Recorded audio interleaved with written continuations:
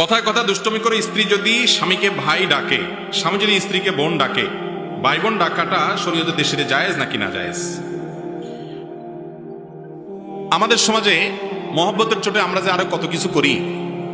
অনেকে এই কাম করে যে স্বামী তার স্ত্রীকে কি বলে, বোন ডাকে, আবার স্ত্রী তার স্বামীকে ভাই ডাকে। আবু দাউদের এক হাদিস থেকে আমরা জানতে পারি যে এক ব্যক্তি নবী করিম সাল্লাল্লাহু আলাইহি ওয়াসাল্লামের যুগে তার সময় এরকম, তিনি পুরুষ ছিলেন, তার স্ত্রীকে তিনি বোন ডেকেছেন, হে বোন আমার, এরকম বলেছেন। তো এই ডাক শুনে নবী করিম সাল্লাল্লাহু আলাইহি ওয়াসাল্লাম তাকে নিষেধ করেছেন যে এভাবে ডাকবা না। অতএব স্বামী স্ত্রী একে অন্যকে কি ডাকবে না, ভাই বোন বলে ডাকবে। যদি সন্তান থাকে তাহলে অমুকের বাপ অমুকের মা বলবে। কথার কথা ছেলের নাম আব্দুল্লাহ, তাহলে স্বামী তার স্ত্রীকে বলবে আব্দুল্লাহর মা, আর স্ত্রী তার স্বামীকে বলবে কার বাপ, আব্দুল্লাহর বাপ। এটা হলো শ্রদ্ধা দেখানোর সবচেয়ে উত্তম এবং সাহাবীদের সুন্নাহ এটা।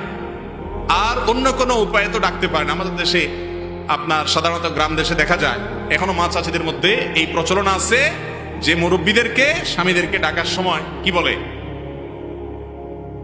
ওগো ওয়া, যেটা আমি বলে ওয়া, ওগো বা অমুক বা শুনছেননি, মানে কিছু একটা ইঙ্গিত দেয়া বলে।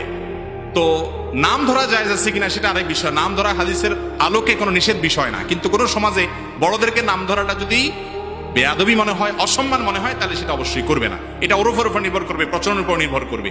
কিন্তু খোলাসা কথা হলো স্বামী স্ত্রী একে অন্যকে ভাই বা বোন বলে ডাকবে না, ডাকা উচিত না।